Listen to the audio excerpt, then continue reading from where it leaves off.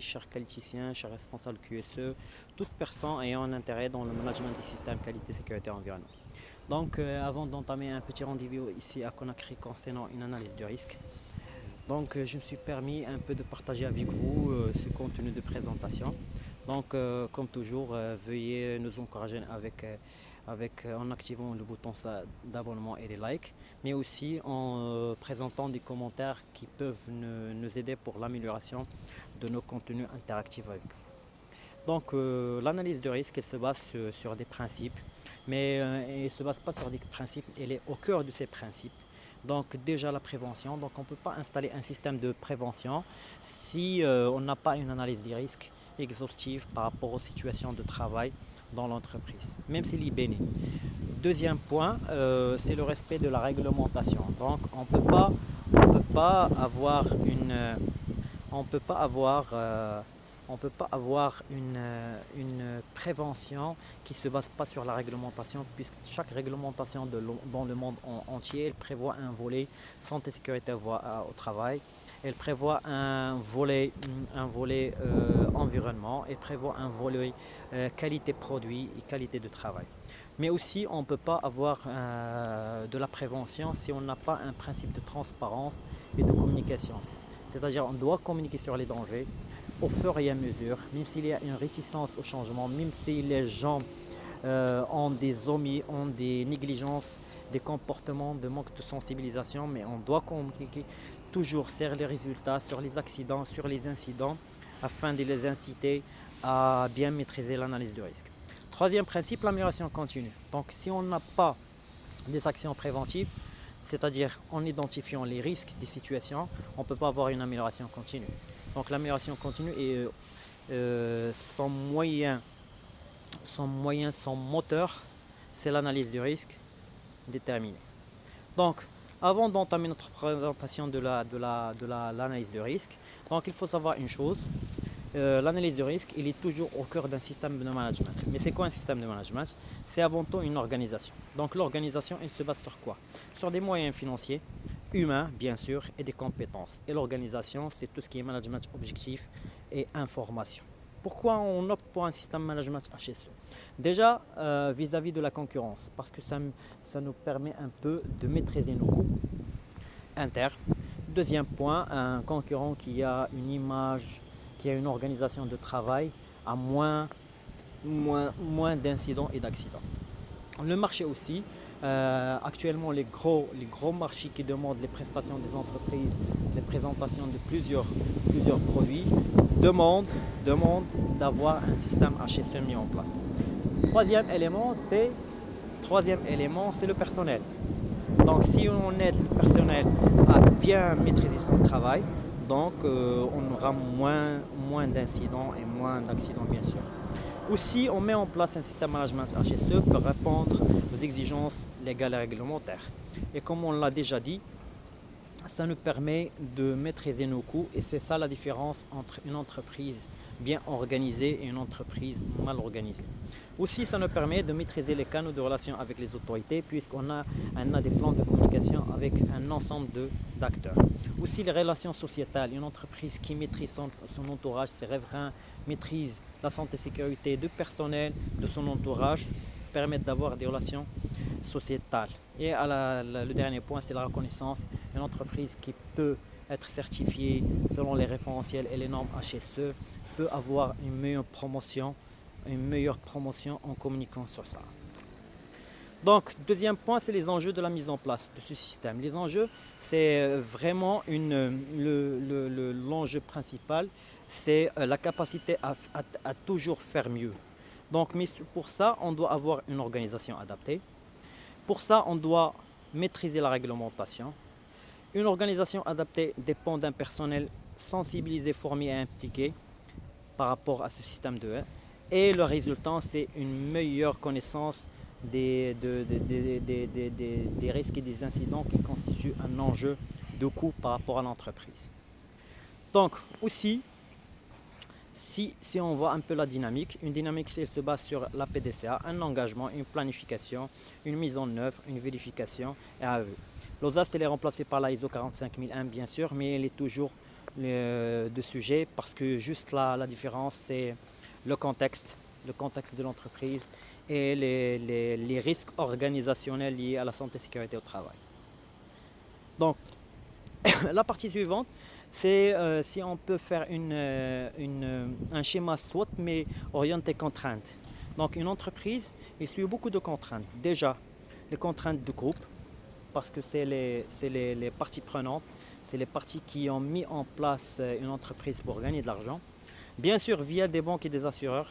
Donc, les assureurs doivent avoir des garanties de risque pour avoir une police minimale à payer. Mais aussi les banques, c'est tout ce qui est lié aux investissements, lié aux traites, ainsi de suite. Mais aussi, on a d'autres, les clients, les distributeurs, leur image. Les parties prenantes, c'est les riverains, les autorités locales, les récupérateurs de dû du contribuable, donc le personnel en lui-même.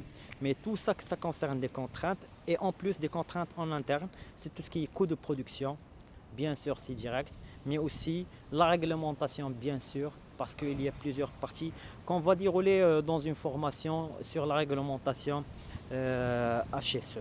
Mais aussi les autres contraintes, elles sont liées aux activités parce qu'un système HSE doit respecter les activités, doit respecter son entourage, mais aussi un produit qui respecte aussi les exigences HSE.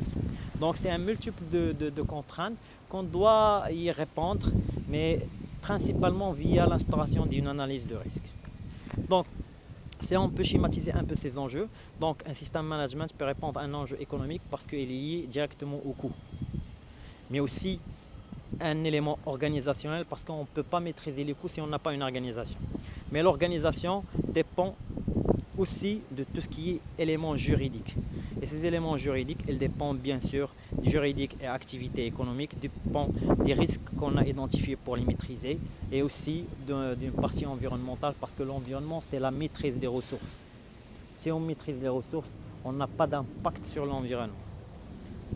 Donc, ça, c'est un peu synthétique, réduire les enjeux, réduire les risques HSE, ça est directement lié à la santé et sécurité au travail, mais aussi tout ce qui est atteinte morale, atteinte physique, les heures perdues liées aux accidents et aux incidents, les rejets, les pollutions accidentelles.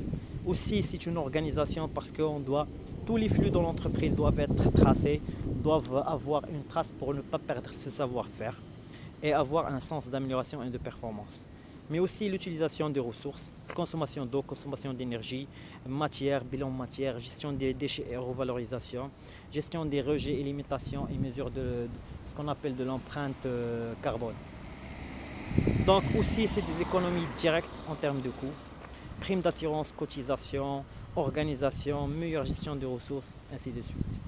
Tout ce qui est lié à l'image de marque, parce qu'une entreprise qui met en place un système HSE tient bon à son image en communiquant sur les résultats obtenus via la mise en place du système management HSE. Donc tout ce qui est juridique, puisque l'ensemble des réglementations au monde met en cause éventuelle du chef de l'entreprise en cas d'incident ou d'accident majeur lié à l'HSE. Donc ces éléments sont toujours liés aux normes, aux reconnaissances avec les principes référentiels, et actuellement en promotion de la norme ISO 45001. Donc ça c'est les principes de suite. Donc on va entamer un peu la structure d'un système management HSE. Donc toujours c'est la PDCA.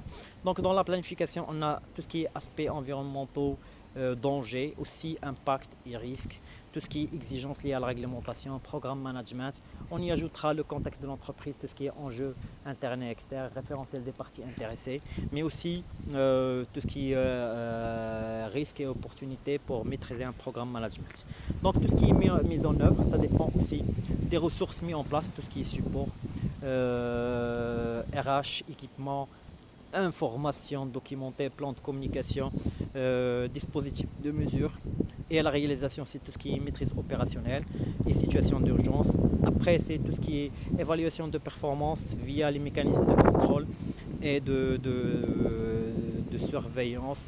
Mais mécanismes d'amélioration, directement, c'est tout ce qui est action préventive, action corrective, mais aussi avec un moyen de redirection qui régule l'ensemble de la chaîne en agissant sur la politique, soit en maintient les nouveaux objectifs, soit en établissant de nouveaux objectifs dans un sens d'amélioration. Donc pour la planification, essentiellement, on a l'identification des risques directement et l'identification des dangers et l'évaluation du risque va nous permettre d'avoir des critères d'évaluation, c'est maîtrise, gravité, dose d'exposition, ainsi de suite, pour établir les objectifs et tout ce qui est programme de management. Donc c'est dans la même dynamique, donc un aspect environnemental égale dans le thème sécurité un danger, et un impact égale un risque. Donc c'est avec ces définitions des éléments. Bien sûr, un danger, c'est une situation ayant un impact potentiel ou de nuisance en termes de préjudice personnel ou l'atteinte de la santé ou la combinaison de ces éléments. Donc c'est une situation dangereuse qui met en place un ou plusieurs facteurs qui pourront avoir un impact loin de la gravité sur la santé, sur l'équipement, mais aussi sur les valeurs morales.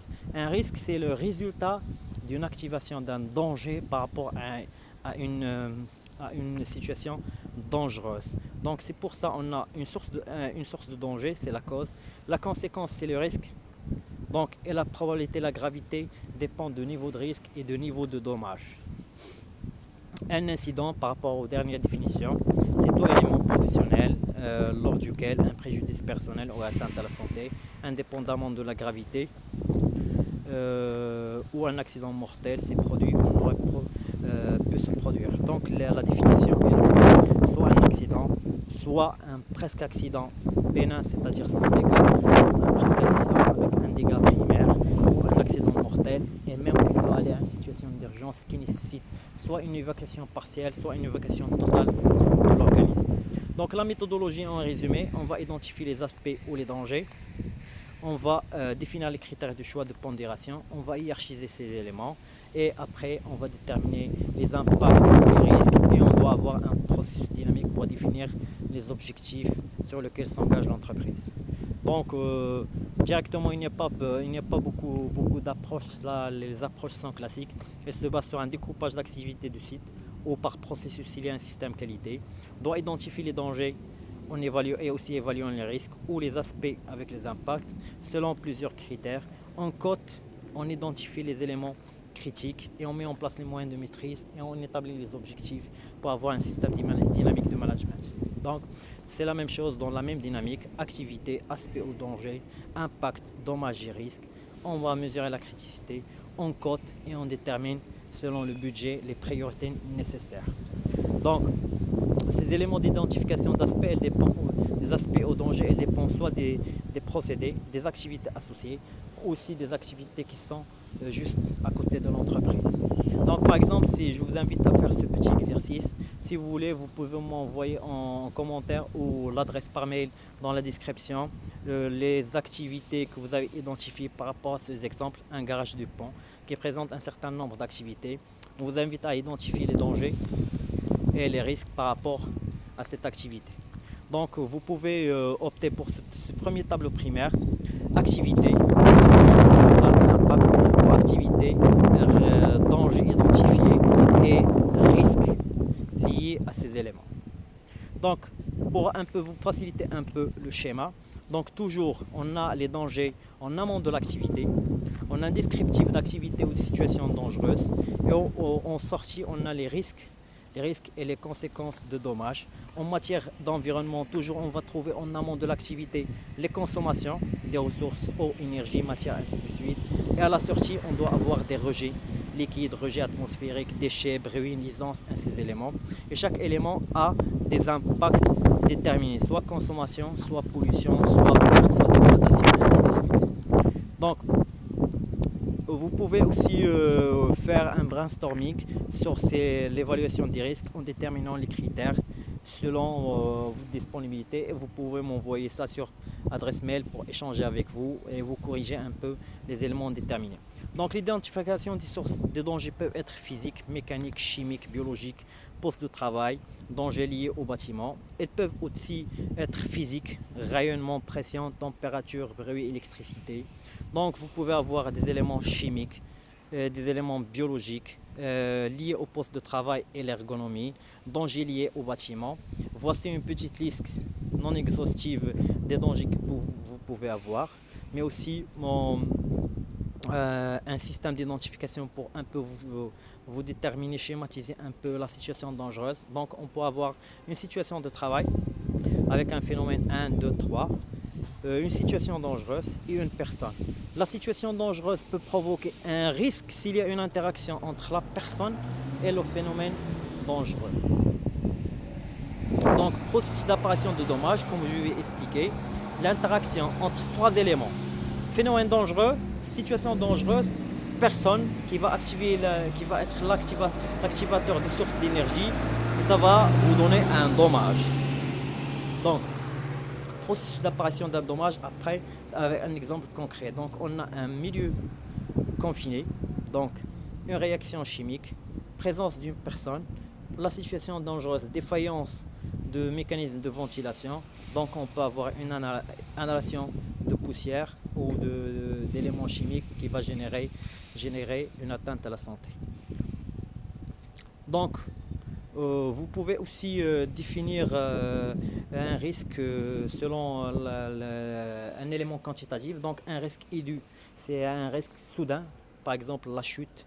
L'électrocution, c'est un risque qui est instantané selon une probabilité et une gravité, mais vous pouvez avoir un risque chronique comme par exemple le bruit, présence d'un produit chimique qui va être lié à une situation répétitive qui va causer une maladie professionnelle.